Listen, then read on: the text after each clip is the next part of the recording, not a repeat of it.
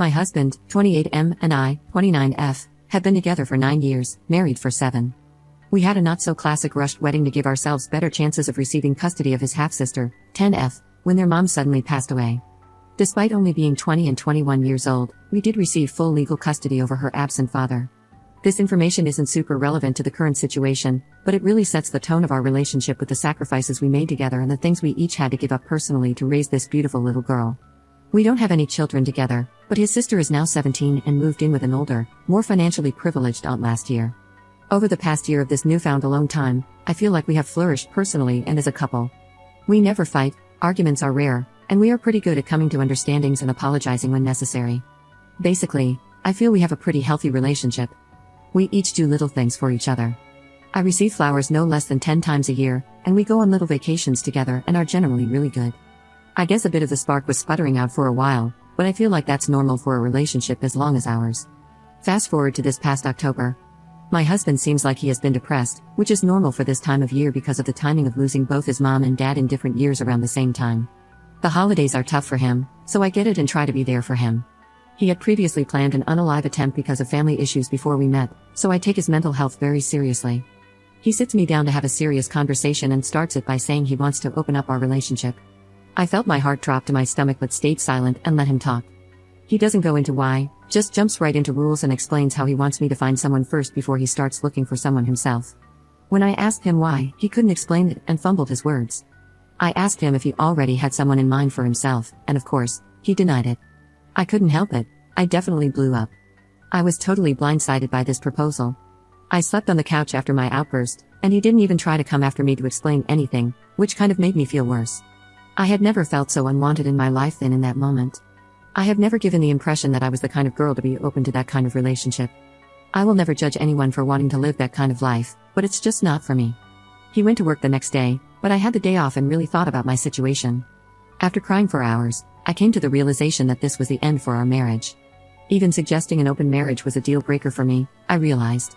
While he was still at work, I moved all his stuff out of our bedroom into his sister's old room, technically a spare room now. He comes home from work, ready to talk it out. After talking through more of why he wants this, I've come to realize several things. He is way kinkier than he lets on and is disappointed with our bedroom life. He knows I'm not on the same level and doesn't want to push me past my boundaries to try things he knows I won't like. When I asked how he knows I won't like to try these new things, he explains they are an escalation of things he already knows I'm not down for but won't go into specifics. He also is unhappy with how infrequently we do it but has never really put any effort to change anything regarding it. Just complained over and expected me to just be ready to do the deed any minute of the day. He feels we have nothing in common now that his sister is gone. For context, he is more of the outdoorsy type whereas I like to stay inside and read or play video games. I do venture out once in a while to do things he likes together, and I do genuinely enjoy them myself when I go, like kayaking and skiing. I do understand that it isn't as often as he would like, though. Because we got married so young, there are a lot of things neither of us really got to experience or try, mostly bedroom stuff. He is mourning the loss of his young 20s and never getting to sleep around and explore his kinks. Part of the rules he explained was that we wouldn't technically be sleeping around with whoever we wanted. He called it an open marriage but described it more as polyamory, where we would each have a boyfriend or girlfriend of our own that we went on dates and did things together. Someone we were each allowed to love and be with in bed. An emotional connection was pivotal for him, which broke my heart to pieces. During our talk, I told him I would never be able to look at him the same. I would never be enough for him, and he was basically trying to get a pass for guilt-free cheating in my eyes. I told him it sounded like he wanted to be with someone else without ever leaving the comfort of his marriage. Knowing he could date around and not worry if those relationships would fail because he could just come home to me. He tried denying these things, saying he wanted to explore himself more but didn't want to lose me in the process. He tried getting me to agree to marriage counseling to talk about the open marriage concept. I told him just proposing an open marriage was grounds for divorce for me, and I wasn't willing to go to a counselor for them to gang up on me to try to bully me into trying it. I know in reality that never would have happened, but emotions were high in the moment.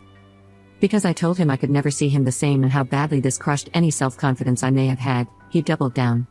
He said if we go back into a relationship and pretend this never happened, then he would end up cheating on me. For him, it was open marriage or nothing. I chose nothing. Divorce papers were filed exactly 1 week later. He was very angry and hurt that I could jump right to divorce and kick him out of our bedroom so fast, but I refused to be a second choice or have to fight for his attention. I can't believe he is okay with the idea of another person being inside of me. He is willing to just give me up to explore his options? I can't believe I wasted so much of my time with him, helping him heal his family and raise his sister. I feel completely used. Should I have waited longer before filing for divorce? Should I have just gone to marriage counseling, or was my gut instinct correct about the marriage being over? I still love and care about him, but my brain is screaming to be logical. We still live together while we are trying to figure out how to split everything, but now he is being super toxic and petty, saying hurtful things and then begging for personal details about my life. I need to get out of this house. Update 1. Hello everyone, I wanted to say thank you all for the support. As for the update, where do I even start? It has officially been over the required 90 days since initially filing for divorce before it can be deemed official. I'm going to the courthouse tomorrow to file the remaining paperwork. We had an easy, uncontested divorce. We agreed on pretty much everything, and he didn't even give me a hard time about taking our 2 cats that are quite attached to me. I bought a small home for myself and the cats and moved a few days ago. I won't lie, this entire process was very tough for me emotionally. It was especially hard considering he was constantly hot and then cold. He would jump from name-calling and trying to control who came over to our house, to finding reasons to call me on the phone all day and joking around with me like nothing was wrong. I feel like I have emotional whiplash from the last 3 months of living with him while looking for a new place to live. At one point, he came home to see me eating a meal I just cooked during a break from packing. It was pretty disorganized, but I was in the middle of doing multiple things at the same time. He saw the mess and started yelling at me for it and throwing my things around the kitchen. Another day, he texted me asking why I wasn't interested in where he had been spending his days off and later sheepishly asking if he would drop the open marriage demand, would I ever consider trying again? Of course, I told him we were way past that, considering the multiple times he promised he would cheat on me if we didn't open the marriage. Also, I did get tested and it came back clean as a whistle. I don't think he was already cheating, but he is damned embarrassed about this entire thing. He wants me to tell people he cheated on me when they ask why we are getting divorced instead of telling the truth of the matter. He was made aware in advance that after I moved and the divorce was finalized, I would be going no contact. I did all the legwork to make this happen, including getting all divorce paperwork and 2023 taxes filed, separating all bills and bank accounts, hiding the address to my new home, blocking him on all social media, and I will even be changing my phone number once everything is finalized. He feels that me going no contact is vindictive. No matter what he has said and done to hurt me, I still have a lot of love for this man. He doesn't deserve it, I know, but that is exactly why I need to go no contact. It's for my own peace and to maintain some semblance of self-respect. I can't tell him that because I don't want to give him, or myself, to be honest, any false hope that we could work things out. I have no plans to be with anyone else in the near or distant future. I just want to work on building my confidence and getting in a healthier mindset. I haven't gotten to counseling yet, like many have suggested.